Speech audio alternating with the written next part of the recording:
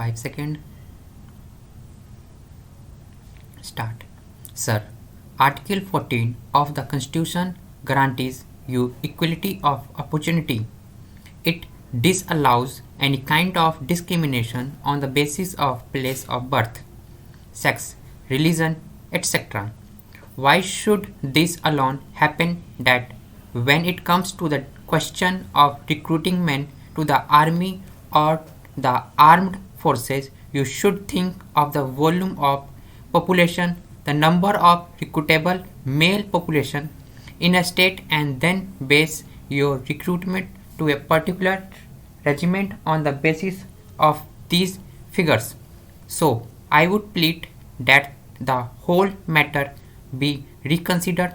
Otherwise, what would happen is that on these two counts alone, the disparity in pensions, the reduction in the recruitment quota to the various regiments of the armed forces, the resentment against these policies and these procedures would continue to go on, and one day this can burst in such a big dimension that it will not be controllable. I would also plead for some other benefits to the ex-servicemen. For example, you have reserved 10% of posts or 15% in the various public sector undertakings, in the departments of the Government of India, in the state government, for person retired from armed forces. But have you ensured that the system is working well? Where is the monitoring system? Is there any working system in this country under the control of the Ministry of Defense, or let us say tagged on to the Directorate of Resettlement and Rehabilitation, which ensures that whatever percentage was fixed for every state, for every department, for every public undertaking has been implemented, and the people who served in the prime of their life in the armed forces of their country, who gave their sweat and toil, sometimes their blood also, are not driven from pillar to post just as the suggestions of a few clerks and petty officials. They are the heroes of the armed forces, but they have to suffer the insults and inquiries, and they do suffer the irritants which you cannot imagine. Here, all member of parliament, including the Ministry of Defense, will award laurels to the armed forces. But when a man retires from the armed forces, he is driven from pillar to post. He is a man who has done his duty. He is the man who has dedicated the best years of his life to the cause of the nation. I would like to talk about the small benefits like setting up of CDS canteens. They should be ensured about them. There are large chunks of areas where they cannot find the necessities of life. Every suggestion that is made by the member of parliament here or made by any persons in the public life is scoffed at by bureaucrats because it has emanated from the representative of public, because it has not come from the files of petty clerks.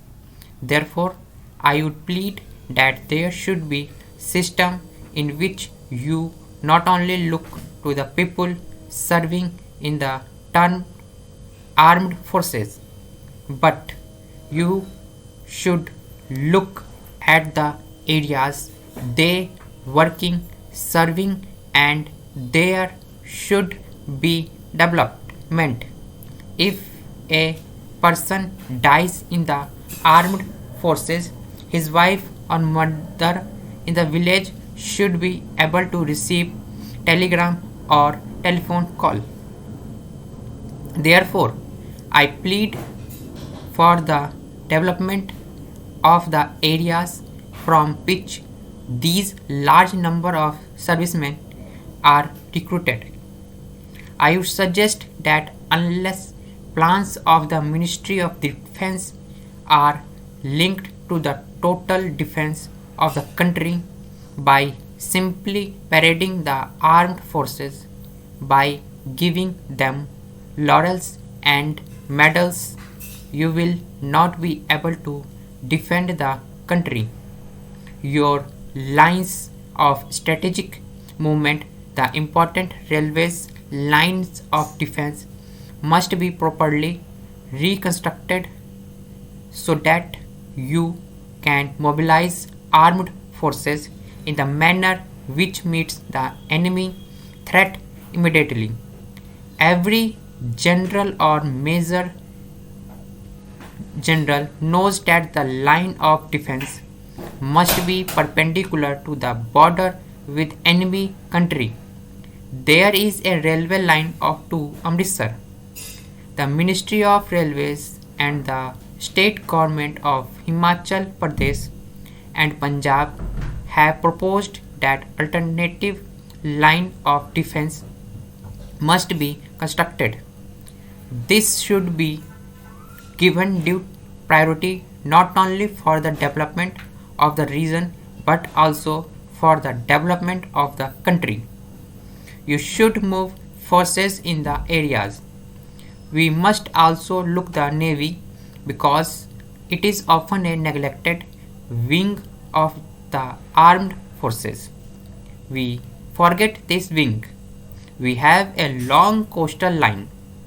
We should see that it is properly guarded. Now that the Indian Ocean is going to become the seat of gunpowder with the US design looming dark in the horizon, we must not risk. We should alive to the threat not only from across the borders but also from the coastal side. I would very much like that the Indian proposal to treat the Indian Ocean as a zone of peace should be accepted by all nations of the world. I would like to conclude by saying that our armed forces are doing well. At the outset, I must clear some misunderstanding which has arisen in some quarters as a result of the new name given to the family planning program, the name being family welfare program. I do not see why there should have been any misunderstanding in this matter. As a matter of fact, the name Family Welfare Program is far more suitable and meaningful in this connection, in my view. Family planning touches only one aspect. The health of the people does not depend only on population control. As a matter of fact, population control is necessary, but merely controlling population is not going to make people healthy. And health is also is a means to an end that enjoy happiness. He is not healthy.